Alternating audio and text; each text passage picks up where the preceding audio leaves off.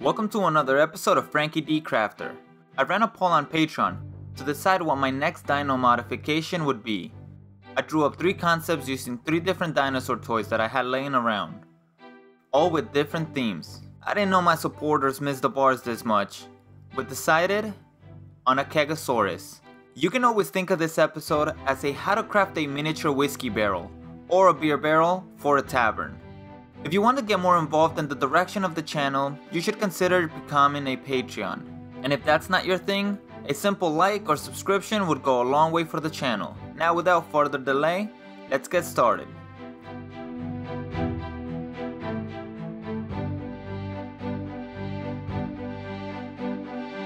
I got a foam piece from those baby stack things, you know the ones I'm talking about. But you can really do this with any cylinder shape.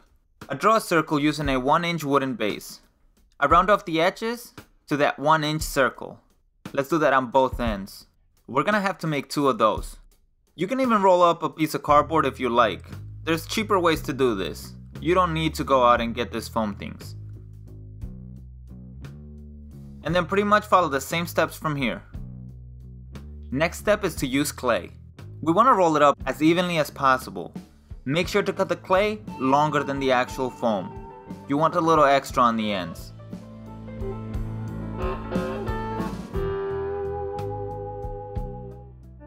Now let's get messy. We need to add PVA glue all over this for lots of reasons. Yes, it will help the clay stick, but at the same time, it will also help it not crack. Cut it into the appropriate length here, and then make sure not to cut as short as I did. You want a bit of extra clay to come off the sides. Also make sure to make the ends you just cut flat. Let's keep the details simple by adding planks with a blade.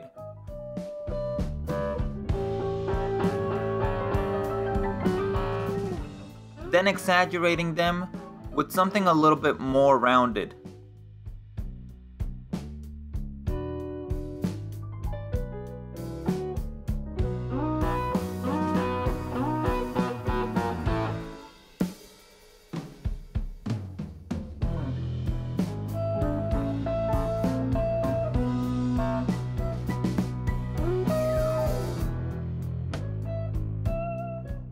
Let's work on some bits. Roll a thin string of clay and bend it in a 90-degree angle. Then cut it. Finish it off by adding the hole for the faucet. Make as many as you need depending on how many barrels you're planning on making. It all depends on how much of a drunk your players like to pretend they are. I pinned them using super glue. I get a chance to use my flour pasta again for this little detail.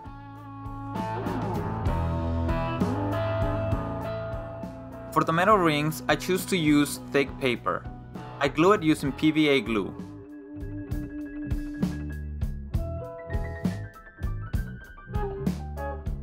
I then glued more rings at the end. These are a bit harder to get right because of the angle, but after I struggled with the first one, the rest became easier.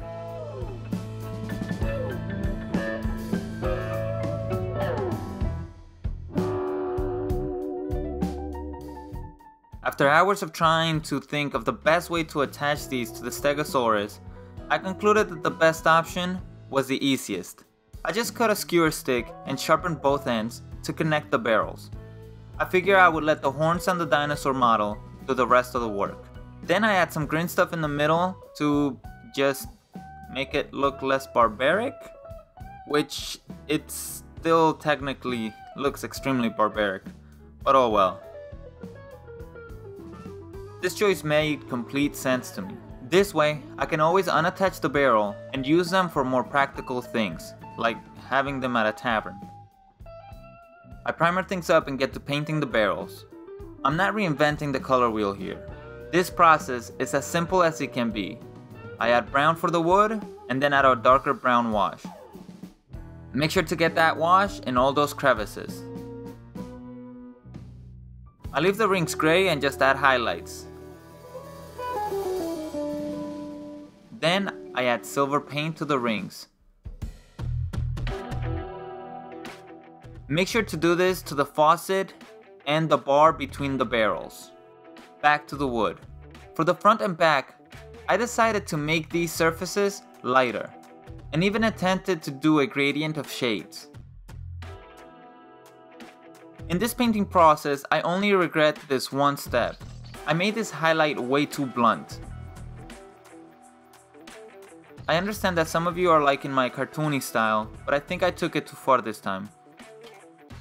I should have simply allowed the dry brushing to do its job here. And then if I needed further highlights, I should have gone ahead and done them.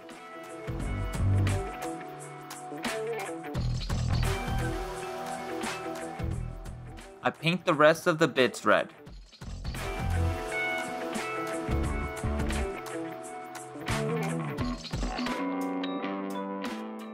I end up having to basically draw the design of the planks here, but I could have easily just added more dry clay to this side and added the details that way. It probably would have been a lot easier, and it probably would have looked a lot better than it did now.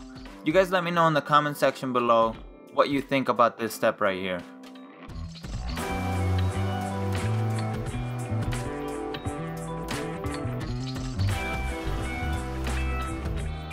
Then I have had some stands out of pink foam that I had laying around, some scraps. I think Artscraft calls these peasant level crafts. It's just good enough to get the job done.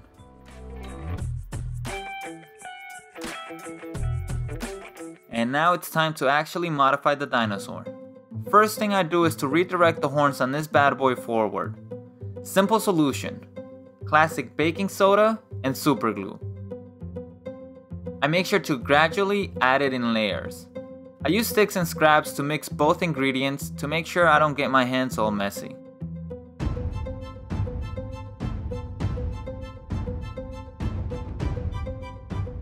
Next, I wanted my Mini to actually be able to ride this monster. I cut off 2 of the spikes off its back to be able to add the saddle. I add PVA glue and place the air dry clay on top. I start to shape it using a 1-inch base Mini. I start to model the saddle and make sure that my Mini can still sit comfortably when I'm done. Success. Using this cardstock, I cut out a strap for the barrel. I straight up just used PVA glue to glue it.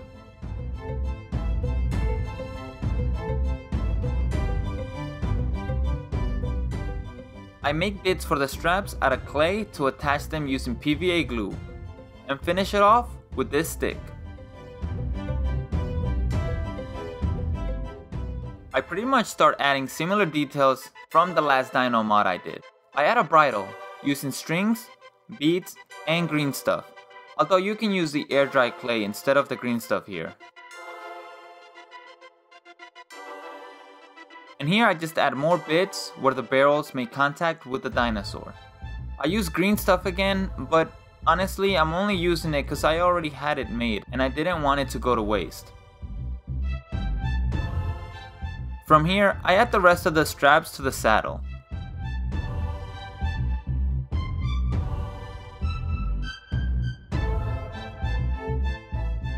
I segment them to make them look a little bit more interesting.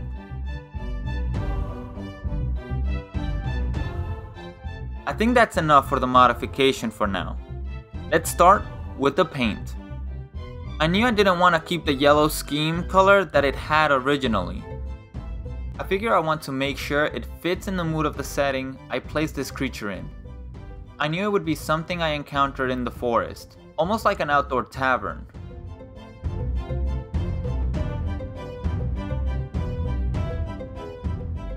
I kept asking myself, why would this need to be transported in this manner?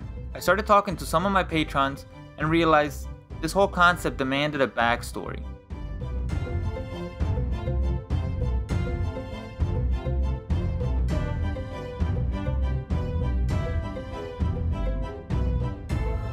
In what world would this concept make sense? And this is why I love D&D. We were able to come up with some character ideas for this build. This brewmaster inhabits a mysterious forest called the Wandering Grove. It is not a place you find in a map or casually stumble into. It is a cursed forest you mysteriously find yourself in as if you had just awakened from a dream.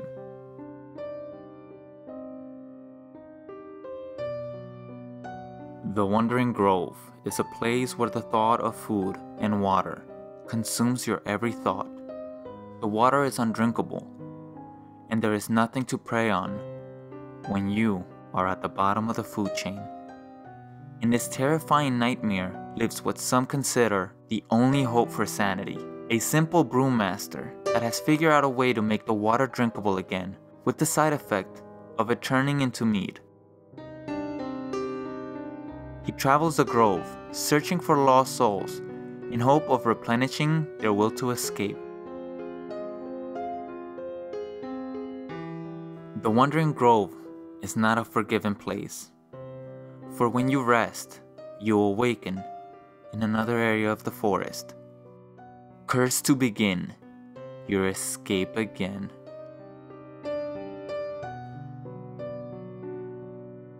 I think I've said enough.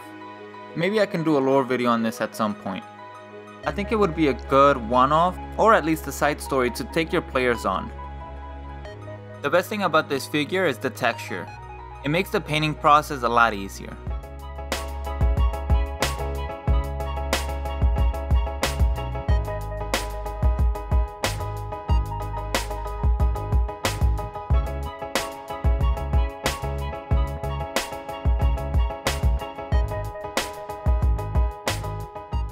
The bases of projects are beginning to be one of the most important parts of my builds. The base can make it or break it. I plan to have a basic base. Someone on Patreon mentioned how lonely the base looked the way it was.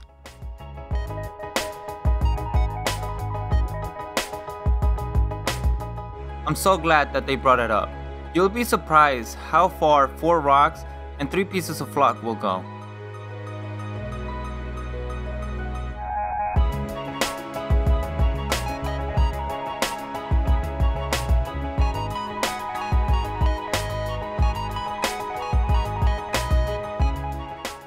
I had a blast modifying this monster.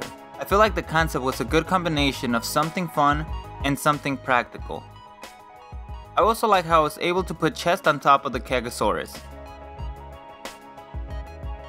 The other great thing that came out of this is that while coming up with the story, I ended up crafting a campfire and a trunk bar top. Plus, now I have a good idea of a game I want to run with my players next time we all get together. Let me know what you thought of the build in the comments section below. And like always, don't forget to subscribe and like.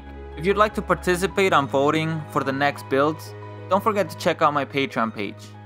There you can find all the rest of the information. Thank you very much again guys for everything. I'll catch you on the next one. Peace.